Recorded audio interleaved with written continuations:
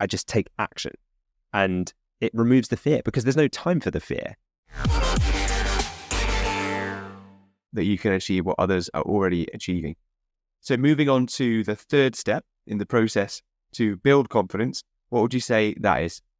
Well, you know the saying, knowledge is power. Well, because of that, I think learning is step number 3, because knowledge about your business, it kind of like illuminates the path ahead.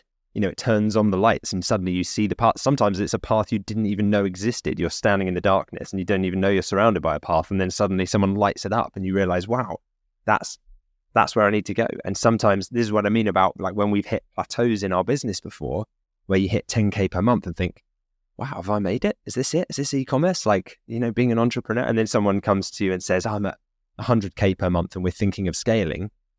And you're like, okay, right. So I've got a lot to learn from them. What are they doing? Get around them and apply those things to my own business.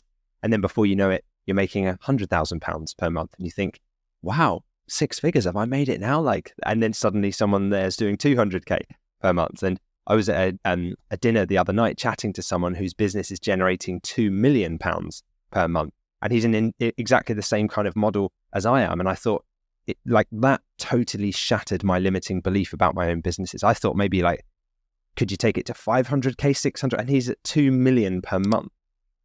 And I was like, everything I thought was true is now not, you know?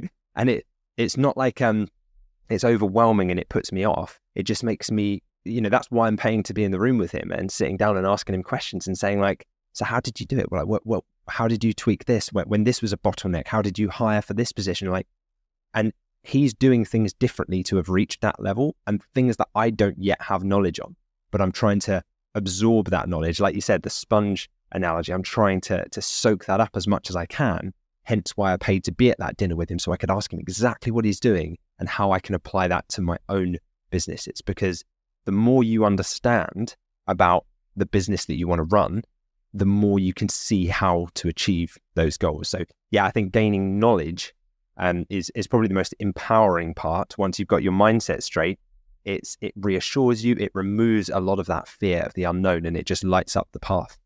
It does. Absolutely. It's empowering. I mean, think about when you first started to drive. Your confidence comes from having that knowledge of how to drive and feeling confident that you know what you're doing once you're sat behind the wheel.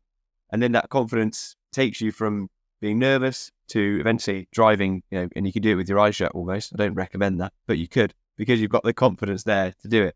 And so that ties into what we're saying with any walk of life, not just driving, but running a business or whatever goal you have that you're striving for.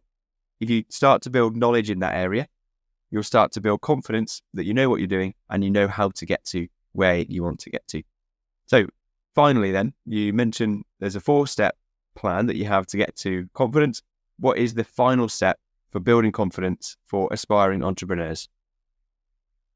Action.